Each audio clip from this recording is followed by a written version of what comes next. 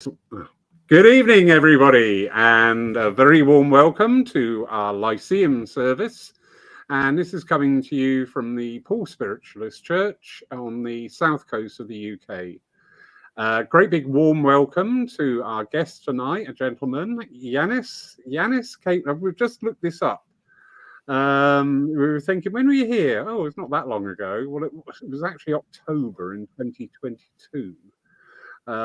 So a long time since we've seen and spoken to Ianis, but I've been watching and just seeing the unfoldment going on online. It's just been absolutely delight to watch. It seriously has. Ianis, good evening, sir. Good evening, Lawrence. Good evening, everybody else too. And I have to say first, thank you for having me here tonight. And it's always a pleasure to talk to you. Oh, right. Say that again in an hour's time. Um, So, as I said, because of the nature of our social media platforms now, we're all kept up to date with everybody and everything, what's going on. And you really have come into stepping into your power at this time. And it is really lovely to see. I remember when we booked you here for Paul, it was because there was a post out and you ended up taking your first service, a bit like a lot of people happens. The medium doesn't turn up, and you're sat there innocently enjoying yourself. And then the next thing, Yeah, that's exactly how it's happened. yeah. And I just saw that, and there was just something about you, and I thought, I really like you. I like where you're coming from. You've got a really nice energy about you. So it was a great delight to host you physically down here in Poole and do our Lyceum night, which is still very popular with people because you came out with some lovely tales. You told these stories with a meaning and a purpose, and they were beautiful to listen to. So you are a great orator. So just what have you been doing in the last? What are we doing? October, November, December, January. 16 months. What's been going on in Ianis world? Well, it's a good story. That's exactly what happened. Someone cancelled at Wellington Spiritualist Church and invited me to do my first demonstration of mediumship. And by the time I finish, I think about 2 hours later, because obviously someone put a post on the Facebook. I had about 7 different churches contacting me the next morning, and it started from there, and it spread quite quickly, even though it shocked me at the same time. But I've been working really hard, lots of demonstrations, lots of at the same time learning, still sitting in the circle. Mm. I mean, things change a little bit, so I run my circle now, circle on Zoom, which is great, and also doing circle for one of the churches, which is what every 2 weeks. So going into teachings, I'm the same time learning quite a lot. We're doing lots of SNU courses with SNUI online, and obviously going to Arthur Finley College always helps. Already been there once, and I'm going there again. Plus few open days and few classes at the same time. So it's been a wonderful progress. I have to say, Spirit never let me down. Mm. Because some in so many things, and you kind of getting tired, and you're thinking, I'm not sure if I can carry on. But somehow they always uplift you. They always give you that energy, and what Spirit energy, you get fully energized. Okay, and you also they always give you that support and just little nudge and a push, saying, keep going, keep going. There's no reason to stop. You know. And what's really helped me is that realizing doing a service for others, it's one of the greatest gifts we can have here on the earth plane. And just getting that really joy, each message that you give, when you give somebody that confirmation that somebody in spirit life looking after them and trying to help them, it's the loved one or the spiritual guide, give them a little nudge and nudge in a direction the way they should go and just truly believe themselves. it gives me this wonderful strength, love, and compassion to carry on. Beautiful, beautiful. I do love there because you hit on something that's very pertinent and very emotive with me, that you continue on with your development. Mm. We do see occasionally, time to time, I've got the title, I'm getting bookings, so that's it. I don't need. Why would I need to sit in circle? And do you know what? It really is shining through. I've noticed now that you're quite comfortable working online as well, doing Zoom dems. Yes. How are you finding them? It's actually quite interesting story. About just over a year ago, I actually went to my local spiritualist church in Hitchin, and one of the really good local mediums and a really good friend, he looked at me and said, "I need to give you a message from Spirit. I'm not sure who it's coming from, but you should get yourself a laptop and go online." And until then, I didn't have a laptop. I said, "What do I Hmm. need a laptop for?" He said, "You have to do something on Zoom. I don't know what it is, but the message, do something on Zoom." So I'm thinking, I always give other people messages. And there's a good message. I should go and get myself a laptop. And I did. And went on Zoom and started doing just private readings on Zoom and also learning on Zoom. We actually I created Circle on Zoom because you, the one who inspired me, because you are truly pioneer who took spiritual movement online. You still have a church that you have a demonstration, but at the same time you're streaming online. And coming to you and visiting you, thinking, well, it actually works exactly the same way. The spirit is here. You don't have to be physically in the room. So I'm thinking, if you can do a message to somebody, why can't I open a circle on Zoom? So I thought, really, just give it a try, Ianis. What can go wrong? And nothing is different. Sometimes I think actually it works even better. And what really helps with that is that there's lots of people can't travel or they live far away. And we're creating this wonderful community. Some people it's like 30 or 50 miles away, but we're creating this wonderful community of working together. And I took even one step a little bit further. Recently, I started trans circle, and I Okay. always been told you can't do trans on online because you have to be in the presence, you have to be in the room. I said, well, you never know. Give it a try, and it works. It works wonders because spirit Brilliant. know how to come in, how to communicate, and they also know that they're not gonna put you in such a deep state that you fall asleep or you can't come back. So they do it very, very gently, and they do it step at a time. Of course, you need to have very strong communication with your spiritual guides. You need to have a full trust in them. Put that intention, and I always ask them, work with me in the way you think is best, not what I think I need or what I want at this point in time. Mm. So you, the intelligence behind everything, please bring as much as energy as I need it at that point in time and make sure that everything working beautifully.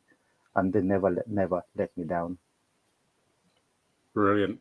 And again, everything you're saying here is resonating beautifully because you're talking there about the intent and the intelligence of spirit. And that's something that sometimes we may neglect the intent, or actually we deny the intelligence of spirit because we put it in our box, our mainframe of, well, only this can happen. Yeah, And if you actually go in with that thinking of only this can happen, guess what? Only that will happen. what happened? Yeah. Shock horror. That's the thing. It's actually having true trust. Because I always said to myself, right, I've got few spiritual guides. I'm really in close contact with them. I talk to them on a daily basis. So they know how my energy works. They know how I think. So they always bring something that I need. And sometimes they push me, sometimes they pull me back a little bit. saying, hang on, one step at a time. For example, don't rush into that one yet. Create maybe better base or just a bit more strength before you go into that direction. But you can do this way. And because I kind of really let them do that, they take me in such a beautiful pathway that I totally love it. And I can't say anything negative about them. Mm. You know, you've done this to me. Yes, sometimes they put you into test, because sometimes we thinking, all right, we're going this way, and I finally worked with my shadow, and I'm in the perfect place. So they will always bring something just to test you one more time. Are you really? Can you cross that bridge without seeing it, but have that full trust? And as it's in the Bible, you can only cross that bridge if you believe it's there. So have that true belief. And things change in the way spirit works, especially on Zoom, because sometimes we always bring communicator, we describe how they are, but recently in the last few months, they're coming in a slightly different way. And as person just join in on Zoom, and before I even go into describing the person who is the communicator, they give me something specific, just one or two words for that person, and I go, right, I think, for example, this you just bought yourself new slippers, and I go, oh my god, how do you know? I said, trust me, I don't, but the spirit just told me that for a reason, and the person who's saying it is your grandmother, for example, and she looks like that, and then they go straight into the message. Soon as the person recognizes who it is, they're going straight into the message, because what I've been told by the spirit now is everything is in the message, and the confirmation will come in with that too. Mm. But then, Yeah. if people are ready for the message, sometimes people coming in, if they are first time, they just want confirmation who it is. They want facts, and spirit gives you that because they know what the seeker needs at that point. So they will give you what that person needs, not what I think I should give it to them. Because you can spend whole hour just to confirm, and then your grandmother also said this, and she also had this and this. Because that person need that confirmation. He need to have strong belief before we go any further. Yeah. And it's I mean, it confirms the uniqueness of our mediumship. Everybody's mediumship is in their own unique way, but we do have those commonalities. We sometimes approach thinking how a message should be structured, or I want more evidence on that. I want to go deeper into that, when actually the recipient may not need that because, they can. A lot of recipients, and we tend to overlook this, can actually start to feel that presence themselves, Yeah. and they just know. I've sat here before, and the medium started talking, and after a couple of bits of evidence, which not very specific evidence, and I've gone, I know that's my mum. Yeah. I just know that's my mum because she's just here. I know it is. I know it is. And I think we struggle, don't we? We struggle with that at times, It is. especially. It is. Sorry to interrupt. No, Only carry on. I was in Hitchin this Wednesday. I was doing demonstration of mediumship, and as I started to describe this lovely lady that was coming in, I said the first thing I need to say, she's grinding her teeth to the point where there's no teeth left, and she just started crying. So that's Yeah, my grandmother. You don't need to say anything else. yeah, And what followed that after that, it took me about 20 or 30 seconds. And the rest, it was just a message that she really needed at that point in time because she was going through a difficult situation. And that was so beautiful. Just that enough confirmation that they can take it and then give them that message. It's the guidance because people in spirit, it's your loved ones. They come in to communicate with you. They want to give you upliftment, a direction. They're not going to push you, make you do anything, but they will give you that direction, that love, that support, And all you need sometimes is just the confirmation that they love you. Yeah. Enough confirmation that they are still watching you, that they are by your side. And that's what needed at that point. It's that going, you know what, I am not alone on this world. Someone may be going through difficult relationship problems and maybe lost a couple of friends or loved one. They don't have people to communicate. And just that confirmation that we are still watching you, it's Yeah. wonderful. And it's interesting because just as you're talking there, my mind's whirring away. And I've noticed changes in my connection with the other world, differences in the phenomena of evidential mediumship with other mediums that we have working here at Paul. Mm, And I just think, well, do you know what? Again, we need to go back to the intelligence of the spirit world. We're in a time now, we're not entering a time anymore. We are in this time where nothing is certain, yeah, nothing is set. Every day we wake up and there's change, and it is very, very unsettling for people. We're finding challenges within our personal lives, within our financial lives, within our career life, every aspect of our being yeah, has yeah, got all these challenges. And of course, the spirit world understand that. The spirit world not only understand it, they react to it. yeah, And I think we as mediums need to be open to these changes coming in, and allow the voice of spirit to flow and trust, and just think, I don't feel like I've given enough evidence. That recipient knows that yeah, was whoever talking to them. yeah, It's not our message. How yeah, many times do I have to say this to mediums, including myself?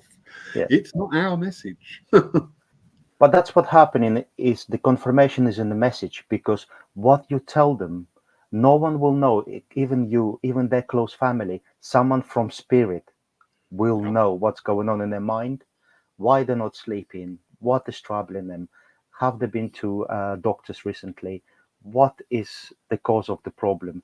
All of that is confirmation. Mm. You're going there because you had a scare for a cancer. I know you've been to doctors. And like, oh my God, who knows? I haven't even told my family. So it must be somebody up there. And sometimes I've done recently also a couple of messages where they're quite quick, but I call them divine message because I trust myself and I trust spirit and I trust what I receive. And as you're going through the room, you will pick one person, and I'm thinking, I don't have a communicator. I need to give you this message. So I will say, I'm really sorry. I'll give you the divine message. It's something you need to hear. And it can be a little bit short by saying, that's the direction you need to go. And this is what you need to do. You need to pick up the phone and ring your brother, for example. And that's all I need to tell you. And it's always correct. Mm. And that's what they need to know. That's what they need to hear because you can see in their eyes by that point, there might be tear coming down or they're just nodding and saying, yes, you're right. How do you know? And Yeah. the answer is always, I don't. I'm only the messenger. Or as Spirit always say to me, we just rent your mouth.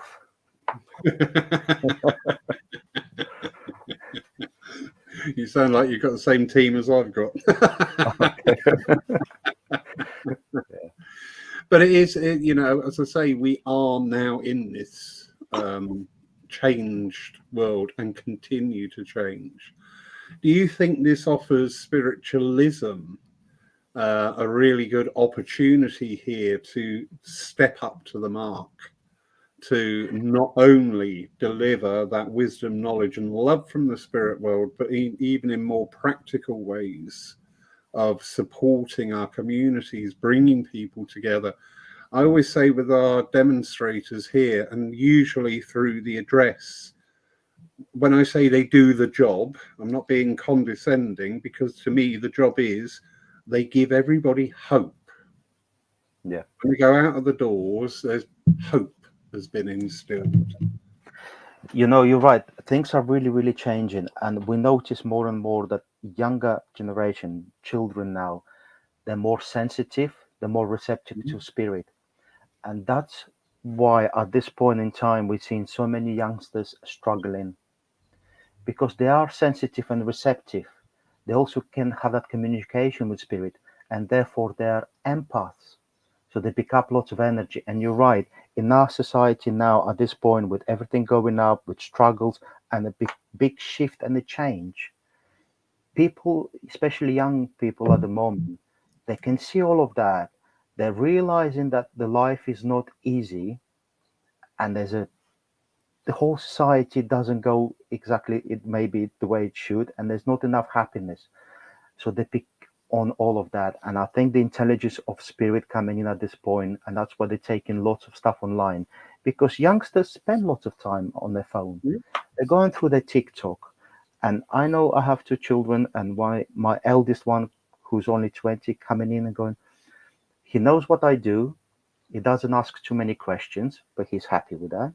But recently he kept coming back and saying, I've seen this on TikTok. Now I understand what you're saying. And he asking questions about spirituality, about the energy, about chakras, about things that he picking up at the moment. But spirit, because until a few months ago, if you say to me, something with TikTok, I will go, no. People going there just to have fun. But the intelligence of spirit, obviously pushing people towards there to put little videos, little messages, the same with Facebook, the same. So they know, and I think spirit is 2 or 3 steps ahead of us. They knew things will go online. They knew that things will get more difficult. And I think the infrastructure is always there. You only have to look just a little bit to the left and a little bit to the right. But everything is there. Okay. And going online, some people can't travel. Youngsters can't drive. But I've seen when we do like you do on Zoom and others people, and I've done couple of demonstrations for people on Zoom. I can see more and more young people. Yeah. Which is great. Which is great. So you're right. The intelligence of spirit is much ahead of ours. They know what is going to happen, so they put just little things just underneath, just there when we're ready to pick up for anyone. It's always there. Brilliant. I have a saying of spirit, we use a rusty nail to get a message across. And that's not derogatory. It's just to say spirit will use every avenue to get the message across. But I always say when we're dealing on that energy level of getting a message across, it's a two-way thing. We can give out the message. What the recipient does with it is entirely up to them, and it's actually none of our business. True. Yeah. Absolutely. Absolutely.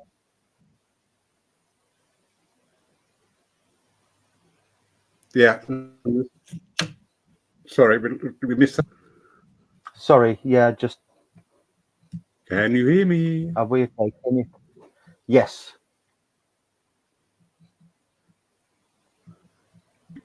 Sorry. Can you hear me at all? There's a little bit of a sound problem there for a little hiccup. Yeah, we can hear you. I think that's spirit saying, look, see what we can do. Exactly. Exactly. You see, how dare you call me a rusty nail? Brilliant. Love it.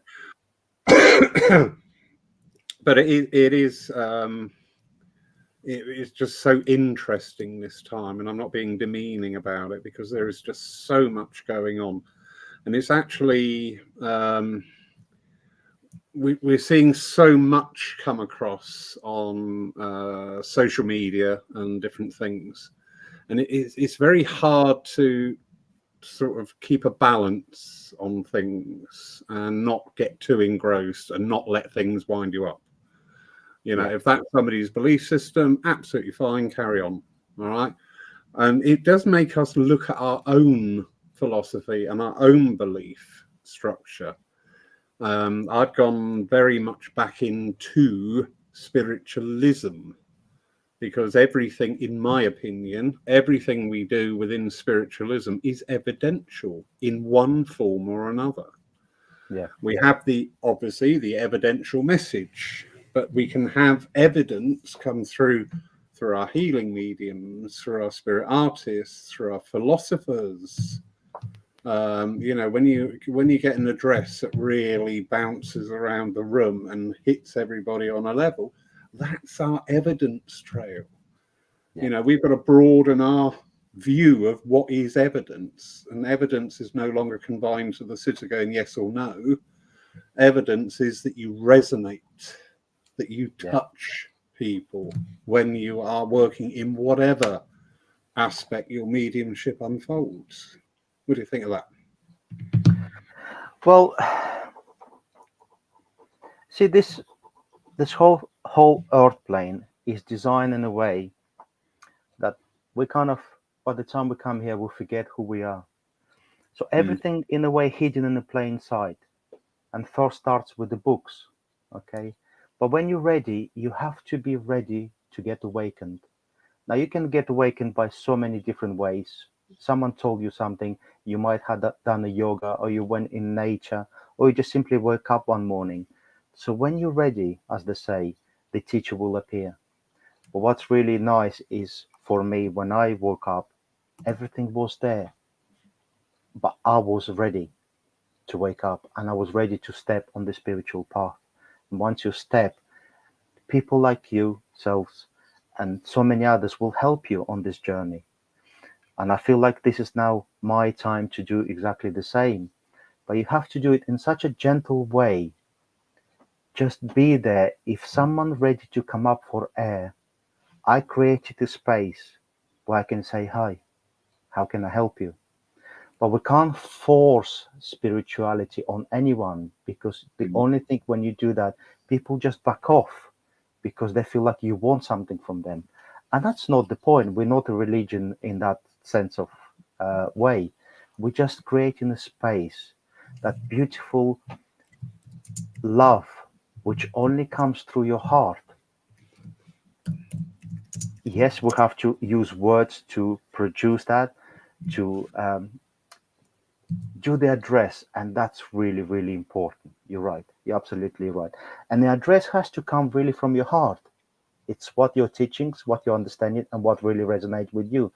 When you do that with true belief, it resonates. People really believe and can take that. And even if they know, if someone just walked in at that point in time for the first time, they can look at the medium and go, I don't know what he's saying, but he's saying with so much conviction that there must be true in it. I might come back and listen again. I might look into something. I might go and buy a spiritual book.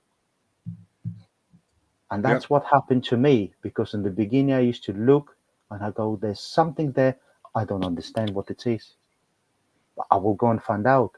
And I will do my own research. I will go and read the books. And bit by bit, you find the little pathway. And it's like hidden in a plain sight.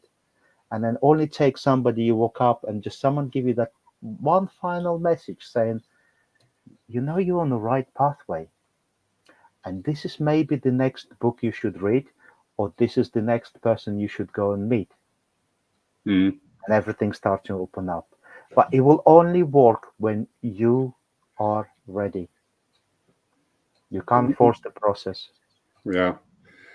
And sadly, that can sometimes be quite a big stumbling block for people, Mm, and including ourselves. I mean, we have things that, for whatever reasons that we can't see at this time, that's not the right direction we should be going in. Because, and I trust the spirit world. If I try and it's just sort of like, not yet, not yet, and I go, fine, fine, tell me when the time is right, or I will know when the time is right. Because sometimes we have sort of like our churches and centres and our online presence, the shop window, if you like, is the evidential mediumship. And people see that and go, wow. And in fact, funnily enough, a question has just popped up about this. So I will bring this in to the conversation. Thank you, Del. Wow, how do I do that? But it's the phenomena that we demonstrate through the evidential mediumship is the pinnacle of, in fact, I'm going to bring this. No, I'm not. Okay. I'll bring this comment in just a minute. It to me, it's the pinnacle because we've put in all that groundwork, and I'm not saying that makes us special by any means. I often say, "Why are you working with me? Seriously, why me? What's the matter with you?" Um, but we've had that dedication, we've had that training, we've opened ourselves up to live with spirituality in our lives, and that's a big thing to You're right. bring. See, sometimes people step on the spiritual path and they try to force things in a way how they used to live. For example, in a normal life, they would have a better job, more money, better car, better everything. And then Mm, suddenly they're going turning the intention from being finding things outside of themselves inwards, but they're doing it in the same way. They're going, right, I now I'm gonna go and sit in 5 different circles. I'm gonna go and read lots of books and maybe go to different lots of classes and places, colleges, and they always start doing well, but then they stumble. You're right, and that's where they think, oh well, spirit doesn't work with me because they try to force it. yeah, And being spiritual, it doesn't actually mean you have to be a medium or healer or work in that way. Being spiritual is truly being spiritual inside, and yeah, that's simply being a nice person, love one another. But the first thing that person has to recognize the soul within themselves. Because when you do that, you look at everybody and you recognize soul in each one of them. And you're yeah, going through their eyes, as Christians say, eyes are the windows of the soul. But until you can recognize that soul within yourself, until you truly can look yourself in the mirror and say, you know what, I am okay. I am a soul, maybe humbled, and I will step on this path and I will help others. I will love my neighbor. Just simple things.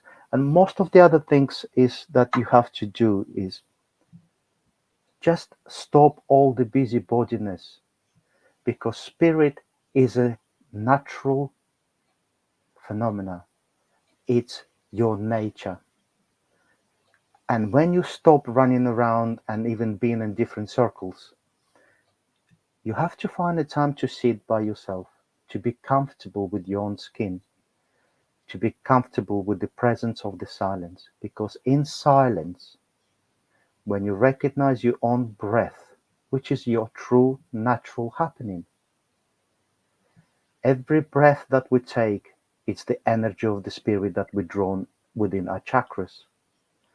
And when we quietly sit for more than 10 minutes, spirit find that space and I come in slowly and gently. Okay, because we don't know how to force anything like that. We don't know how it's works, but mm, simply recognize that we are the spirit and we are the soul. The rest will just happen, because when you do that, spirit comes in and say to you, right, you finally step on the right path. Now we will help you, what we call with the brute force. yeah. So nicely timed, Del, and she's asking a question. How do you know when you're ready to work with spirit? Okay, it's a good question, and just about what we was talking about. Yeah, The best way to do it happened to me personally. I think I was about 14 or 15. When I started to feel and be aware that there's a presence around me and there's strong energies, I just sat quietly for about an hour by myself. I turned all the lights off, I put the candle, and I just sat. I said, if I can feel those presence when things happening like normal people walking around me and I still feel it, then there must be more to that. So just find a quiet space and just sit. You can sit by yourself, you can sit with your friend. And that's what the best circles are. You go in a circle and you sit. And if you're ready, spirit will come in and you will start experience the energy, impressions and the feelings. Because when I went first time to my circle, that was 25 years ago, I didn't get much. I sat there, I felt something, but I personally wasn't ready. I was doing it because someone told me you can become a medium. I went, okay, I will go to the circle and I sit.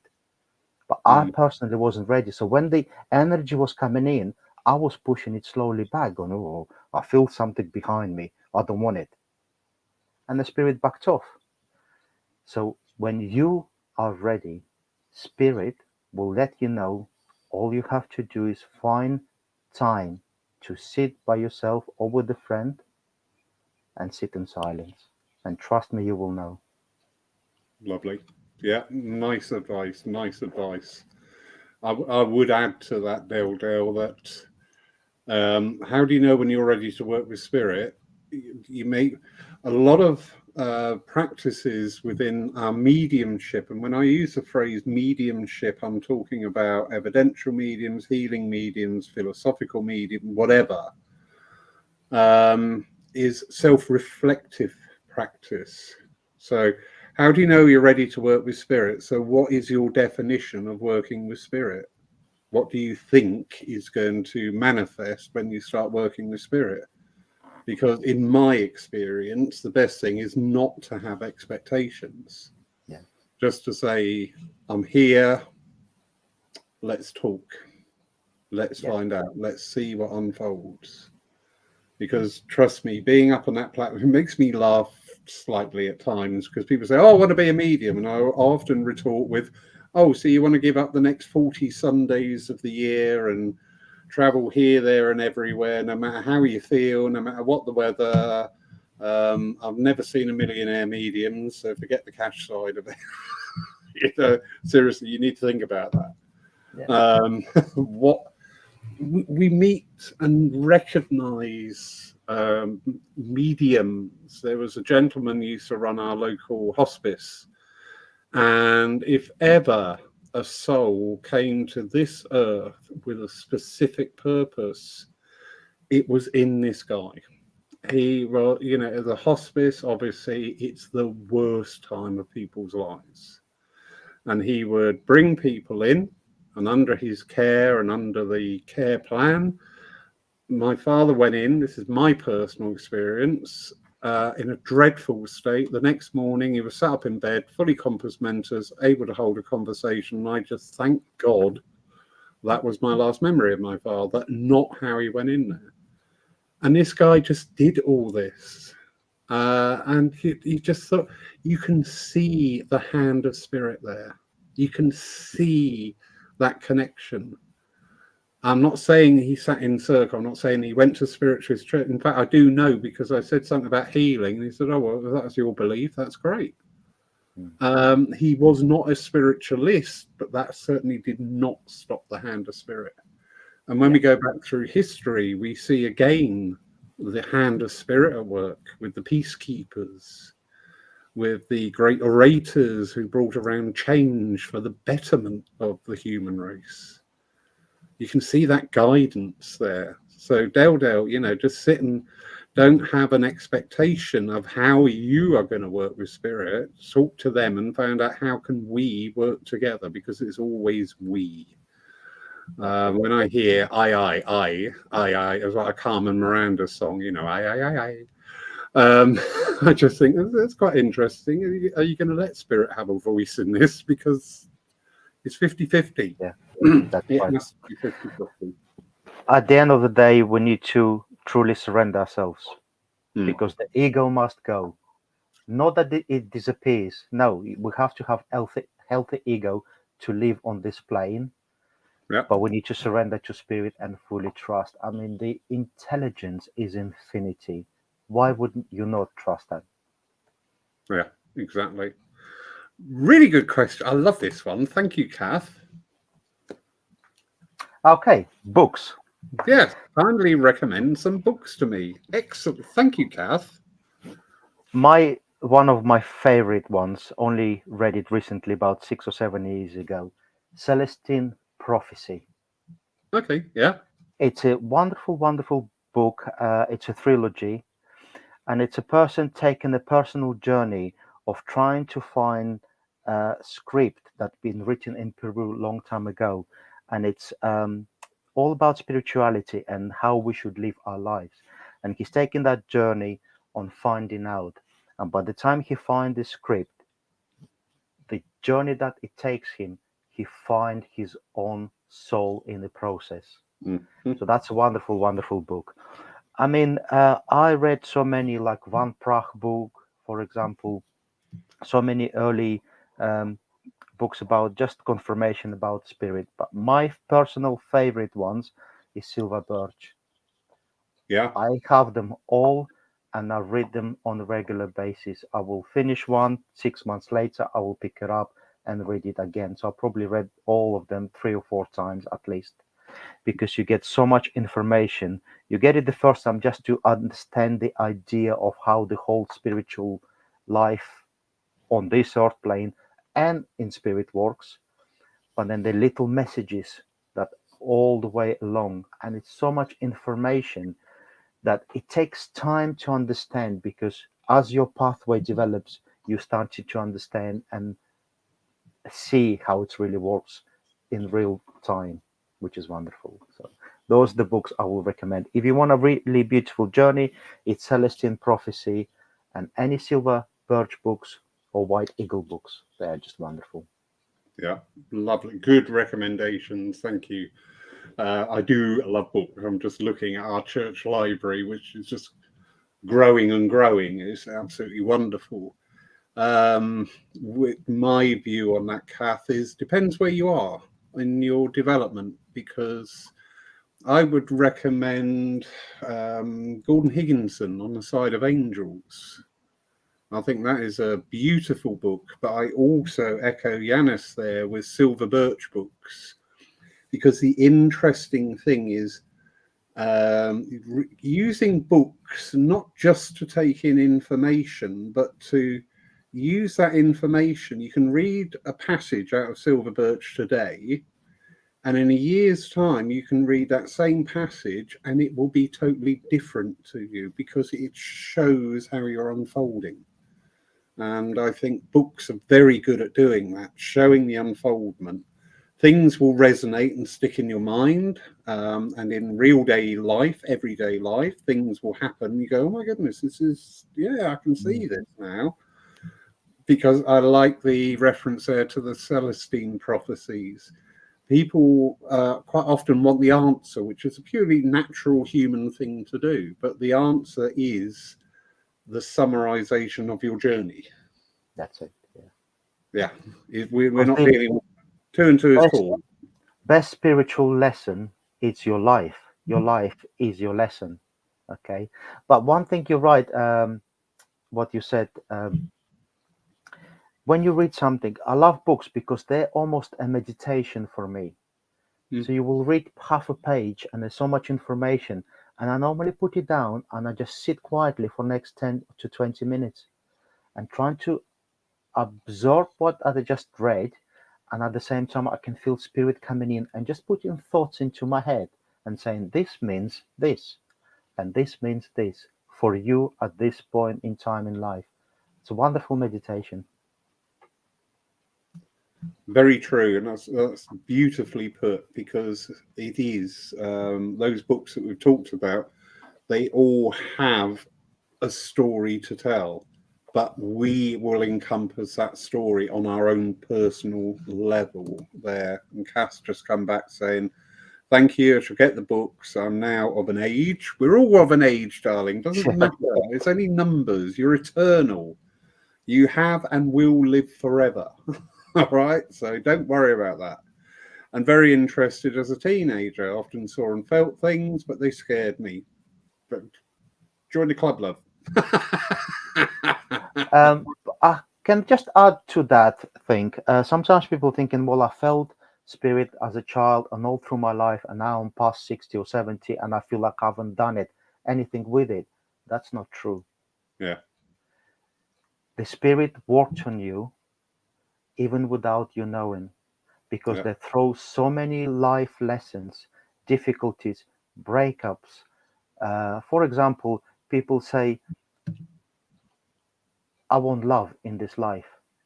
Simple love. So what God or Spirit will give you is hard breakups.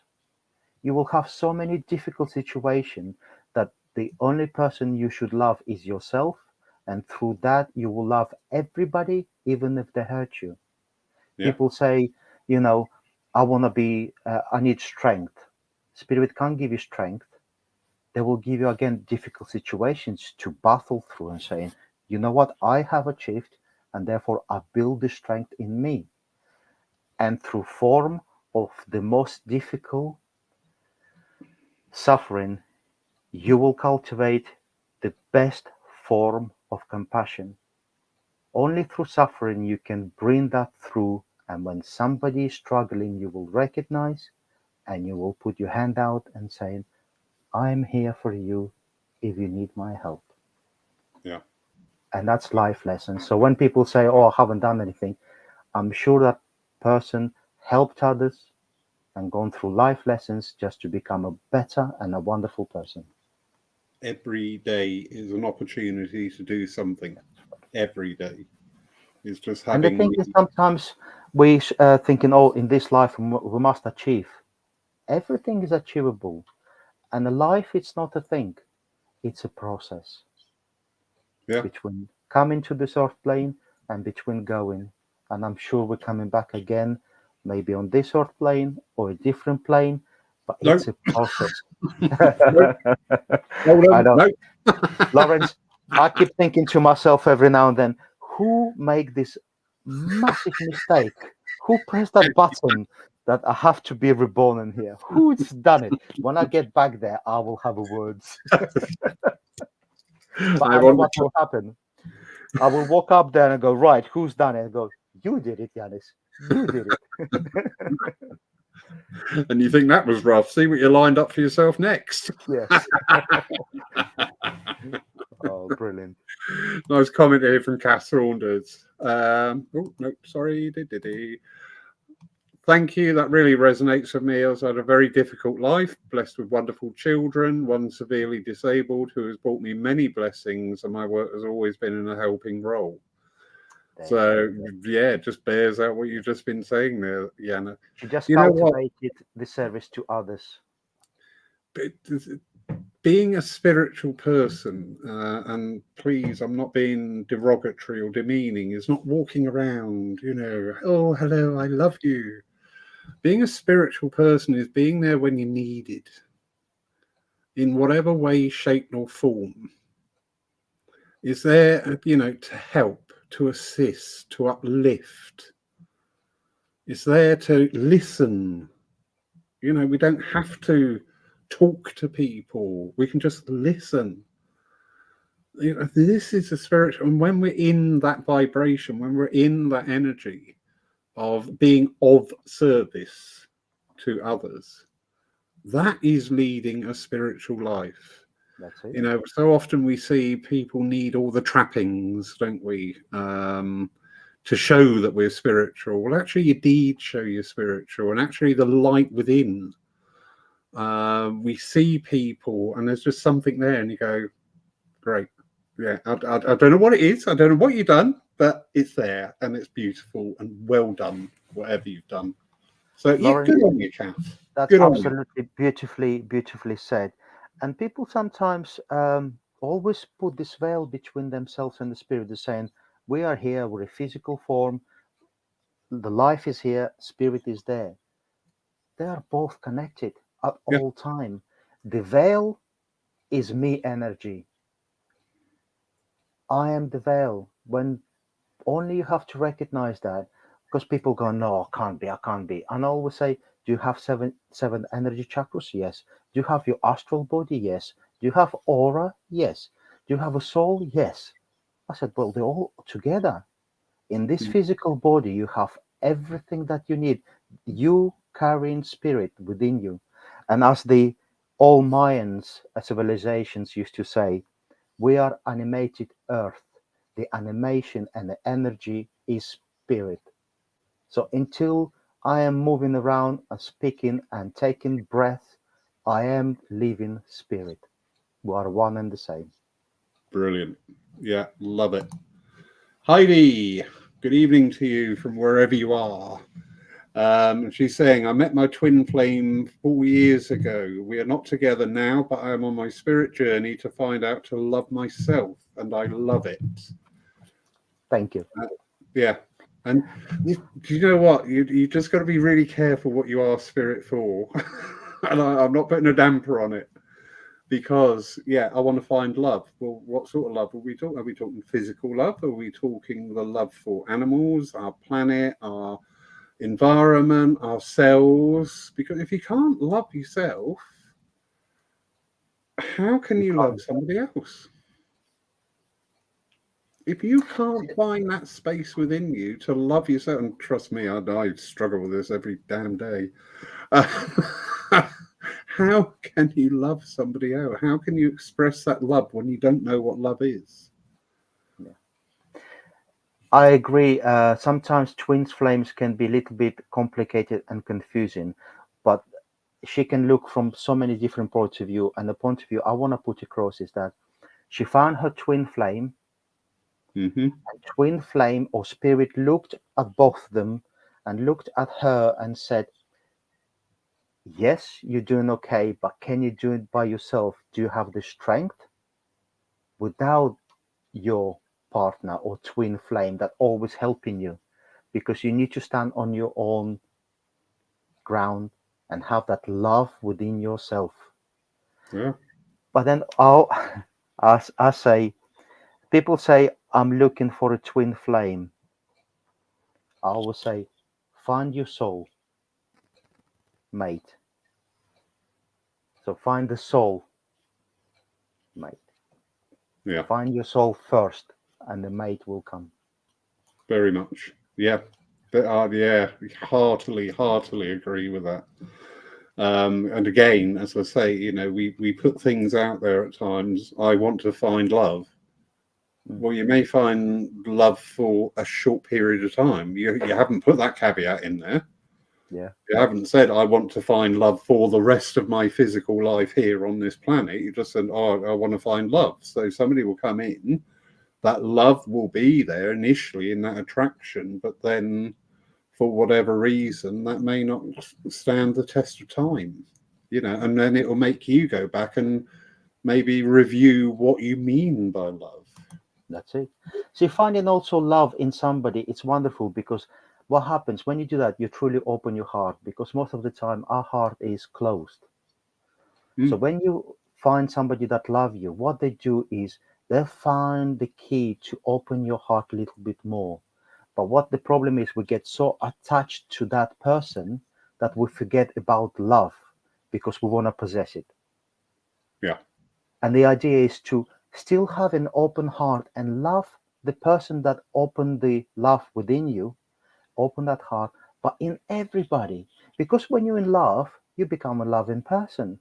And you suddenly, your neighbor going, oh, you're happy with me and you're talking to me. What happened to you? Well, I'm in love. But then that happened, and Spirit said, well, we're going to take that person away. Can you still love everybody and even that person oh, yeah. in exactly the same way without any conditions? I can't give you my life because I'm moving away, for example. Can you still be in love with everybody else, the universe, and your neighbor? Or you're just going to close the door to your neighbor? Well, no, my life is broken. I'm not talking to you. Run out and kick his bins over. Yes, it's all your fault. Indeed. Lovely, Jack. Good evening, Jack. Good point. Books can definitely be good for those who are able to read. I think it's important to be aware of two things. There's actually many people not able to read, and for various reasons. And no book has the truth, but will be a reflection of the author's experience and beliefs. Yeah, yeah, And that's absolutely right. You take the books as a stepstones and you carry on. They're not there to give you full truth because the only truth you will find is through your own life journey and through your own self love. mm, Because once you open up to spirit, the communication will come in, the wisdom will come in, the knowledge will come in of how you should be with yourself how you should be with other people, which path should I take next. So the books, they're just a pathway for you. They're not the end product. I can't say sit here, in 20s, I read 2,500 books if I haven't learned anything. Yeah. Because there is a big difference between knowledge and experience. We can sit there reading books endlessly, day to day to day to day, but if we don't actually put the practical side of what we're reading into action, That's it. you lose the whole meaning of it.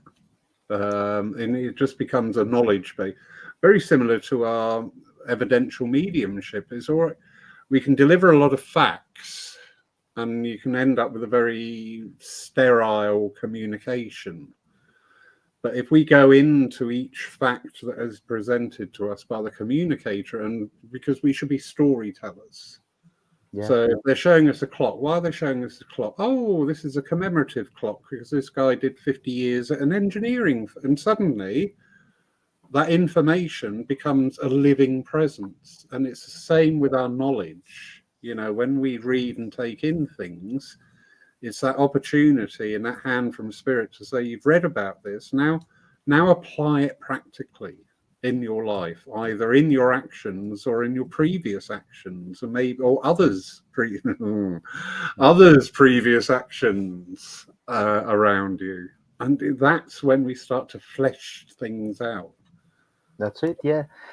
Absolutely beautifully said. Absolutely beautifully. So lovely Heidi, who's from Denmark. Good evening, my darling. This is Heidi about the twin flame, and yes, it is a beautiful journey for me, and I love it, and thankful for it. I love to live with myself, and my spirit journey is good.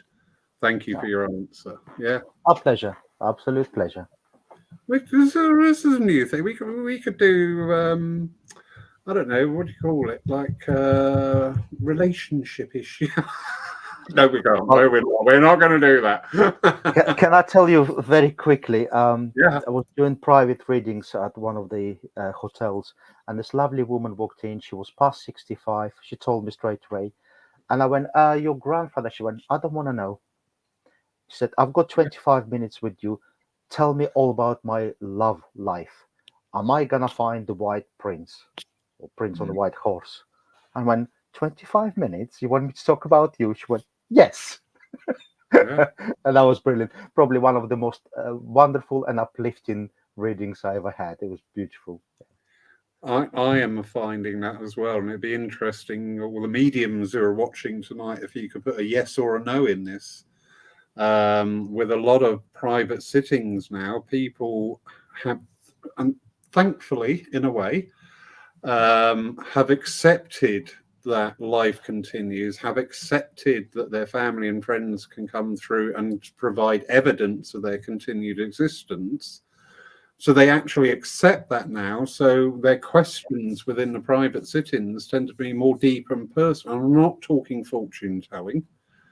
I always say to my sitters, if there's a tall, dark, handsome millionaire, he's mine. All right, you can get to the back of the queue, love. But they want to know more about their direction in life, and we've got to be very careful because there's a very fine line between our opinion and what is being given. Yeah. You're right. You're right. Lots of people now understanding that accepting life after life. So they know it's their grandmother. The only takes just say, you only have to say, well, she looks like that. Okay. What is the message? It's the message. But I always say when I give them advice, and in a way, because they ask direct question, should I marry this person or not? I said, I can ask spirit, and the way I'm feeling it at the moment, yes. But if you ask me tomorrow, it might be no, because from day to day, everything changes. And in the end of the day, don't look for the answer in spirit. You have to believe that within yourself. So I always make sure I say that before I give them the answer. But I done with my own spiritual guides. I will ask them, right, tomorrow I've got to go left or right. What should I do? They go left. I ask them 5 minutes later, go right. I go, Yeah. well, what do you do? And the answer is, well, Every time you will ask, we will give you the answer, but you still the one who have to make a decision. Exactly. And very briefly, going back to that, should I marry this person? My instinctual reaction is, if you're asking that, maybe you need to ask yourself why you're asking that. That is a good point. Seriously, if you're asking a complete stranger that, there's your answer. Joanne Lewis, good evening, my darling. Forgiveness starts with self also, recognizing that we are meant to make mistakes. So we are able to learn and then realize that others make mistakes and they are also meant to learn. So then you are able to forgive. Absolutely. See, that's the thing. First, we need to recognize that the mistakes we've done, it's lessons. Yeah. They're not something we have to carry for the rest of our life. As long as we learn, and as soon as we learn, we have to let go of that negative energy, low vibration that's still holding us back. Now, the difficult part is watching others and recognizing that they're just about to make a mistake, but don't interfere. Each one of us have to go through own karma, lessons, to go through the process so we can live dharmically. In order to do that, we have to learn from the mistakes. So we have to make them. And I feel so many sometimes people on the spiritual path, no, you shouldn't do that. No, let them make the mistake. You see what is going to happen, but until they do it for themselves, you can't tell them, Yeah. because you might help them today, but tomorrow they will fall again and it will be twice as hard. Let the children, especially children, let them make mistakes. When I was teaching my son to cycle for the first time and I was running behind him holding the bike, I remember that point where I need to let go. And I said to him, I will let go, do not look back. And I had to, and he fall. And it's wonderful because that's how he learned. The next time he didn't fall, but you Yeah. have to let go. And we have to do that. The difficult part is to do with our family, whether Yeah. it's your partner or your children, and we always interfere. And I get so many people, no, this is the way you should do it. No, this is your opinion. This is my opinion. And if I'm making a mistake, just be there for me when I fall. But don't poke me and say, I told you so.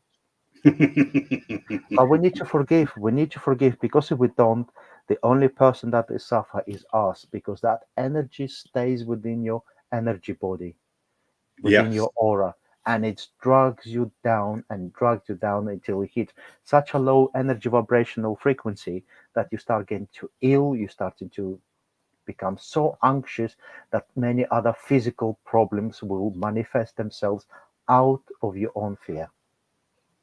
And as with all things in our continued unfoldment, it's recognizing that it's like past arguments or disagreements with people. We can just cut that communication, but it stays with us. Yeah. It may not be in our consciousness, or something will trigger it, and then suddenly you're back in that same energy. But even when it's not in your conscious mind, it is still in your energetic body. And this is something that I work with people on, is digging out some of these past traumas of this life, of and getting it down to the energy level, because you find the more you delve down and into the energy, there's less and less ways of backing out of it. It will then trigger, say, something from your own childhood or your own life, and that's why it still sits there. So, and realizing what the trigger is releases that energy. um it's just this ever unfolding path. I always say spirit communication just gets subtler and subtler and subtler and subtler. When we think we've cracked it, other stuff comes in and we go, oh gosh, here we go. Yeah. Well, I think lessons getting harder and harder, but the whole point of life is to become liberated. And to become liberated, you have to not live in karmically, but live dharmically. It means recognize your own doing, because karma doesn't translate something that you drag around with you forever. Karma translates from Hindu is you own doing. Means Mm. you have to take your personal responsibility, as the seventh principle of spiritualism is everything that you do has an effect. First thing it has an effect is on yourself first, because you might do something for others, but like you said, that energy will stay with you, and that negative energy will manifest in some kind of physical form. Yeah. And to live dharmically means recognizing everything that you say and everything that you do, even to yourself, and let go. And by moving through the process of liberating self, raising energy means become more kinder, more happy with yourself and happy with others. Accept things as they are in society. Big change is happening. You have to accept the change and move with the change, because if you don't, you have dukkha. Dukkha means you're hanging on to the past. You can't move to the future bringing something from the past, because we're so settled in our little programming, and we're thinking, right, my future should look like this because I know in the past it made me happy. But that was the past. You can't Mm. bring past into the future. And if you do, you realize that you're stuck in a rut and you're not going to be happy and thinking, well, I'm doing everything I should, but I'm not happy, because you're still doing the same process over and over. You have to let go and let the future and Dharma come in. But the future is unknown, and we have to embrace that and step with strength and power, knowing that spirit and our own development will carry us through to whatever the future will be. Definitely. And again, this brings us very nicely back to an earlier part of the conversation about with spiritualism. I have a little saying of don't be a 90-minute spiritualist. You know, don't walk in the doors of the church and go, "Hi, everybody, how Yeah, are you? Oh, it's so nice to see you." And we walk out the door and you go, "Right, who's in my parking space? Who's doing that? Why are they?" You yeah, know, bring that spiritualism into your life, right. into everything that you do and say. Every action has an equal and opposite reaction. That is a firm, proven scientific law. Yeah, We are energy. Every energy we put out has an equal and opposite energy. yeah. And the more we go down one side, the more it goes on the other side. How That's interesting. exactly right. Exactly right. Because we can all be happy in the spiritualist church, giving these lovely messages, do healing for each other. Wonderful atmosphere. And that's what it's for exactly. But then you walk out and someone cut you up and you go, oh, or someone said something, you hippie, you spiritual person, you talk to dead people, and your whole thing goes up. Yeah. And it takes split second. And it does happen to me too. But I'm starting to learn over the years that every time it does that, it's like, right, I just got caught. Mm. I just got caught. And as I do that, I always send love to that person, love to the universe, and saying they're only trying to upset me because they're struggling. So I will send them love, I'll smile, and I say, have a nice day. And you know what? I have to tell you the story when I was really young. I was 20 years old, and I used to live to my neighbor, and we had shared pathway. And I used to smoke those days, and I stood and I smoked outside mine, and I stepped on his grass. He opened the door and had a go at me. And I remember for one moment, I just want to scream back at him and say something really bad. And I think Spirit came in and they said, no, just slow down and say sorry. And I turned around and said, I'm really sorry. I didn't mean to do that. I will not do that again. And I remember he closed the door and I was so steaming inside. I went inside my house and I was ready to explode. I'm thinking, I can't Yeah. believe I just was so nice. He knocked on the door and he said, thank you, and I am really, really sorry. I had really bad Yeah. day, and my wife told me she's leaving me, and I was really upset. So I snapped at you for no reason, but because you haven't reacted and you said sorry and have a nice day, you make me feel really bad. So can we make it up? And just the power of loving thought and not reacting to somebody at that point because they are struggling. We don't know what's happening with people. Yeah. We have no idea. So just not be reactive, but send the love. And that's what we're here for. And that's a beautiful reflection of how we are on our spiritual pathway, because we now recognize, I'm no angel. I have moments where things slip, but I know afterwards, and it's 1,000 times worse than somebody telling me I was wrong doing something, because I'm telling myself that was wrong, what I did. And I can't escape that. I can't argue with it. I can't deny it. I can't walk away from it, if somebody came up and told you afterwards you're wrong, you would just put up another barrier. But when you realize, you just know yourself that, I really could have done that a lot better.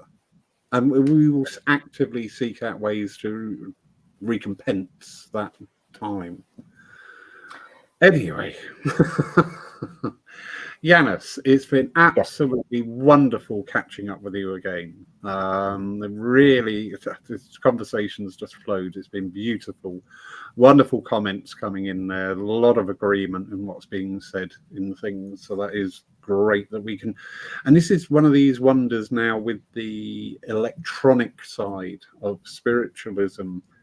Before 2020, we were all on our spiritual pathways of unfoldment, but we very rarely got the opportunity to talk together. And this, I find, is so beneficial to us now, that we can share thoughts, share ideas, and people agree or disagree. That's fine, absolutely fine. But we can debate things and we can talk. I always say, we are, your mother, father, sister, brother. There's so many versions of us out there. And each time we step into that role, we are that person. But it's times like this, we can just be us. We can talk from our heart, from our soul, and share thoughts, share ideas, share things, and just see where that goes. And it is, it's a really beneficial side to spiritualism now. Not only the demonstrating and healing. I sat in an online healing circle, and that was incredible. I was well pleased with how that went. But we can actually share and just come away from these things going, that really resonated with me, or actually that really challenged me, because I think, and it will make us look at what we think and how, what we base that on. Where did that come from? So it's what you did. You started. You are completely pioneer. So thank you for having me. Thank you working so hard and taking the whole spirituality online and building community that you can connect. And you connect now with so many people in different countries all over the world. And what's really nice, I know somebody who following your program, who's watching all the Lyceum night. I randomly met somebody recently in Bedford Church. Someone just walked up, said, "Oh, I think Ianis, Lawrence." Yeah. I watch his programs all the time. I watch him online and the communication, and I actually remember reading their comments. I'm like, "Oh my God!" And it's such a wonderful community that you created, and it's expanding and expanding and expanding. So truly, thank you for having me here. Pleasure, but I'm one of many. There are many out there doing the same, and it is great. Did I hear you say you're going to the open day at the college this year? Yes. Are you going on the Saturday? Saturday and Sunday, yes. You can buy me a drink on the Saturday, because we're taking a coach load up from Poole and Southampton. So we can actually meet in person, which is always really odd. We get to know people online and then we meet them in person. It's like, it is wonderful. You, I've never met you.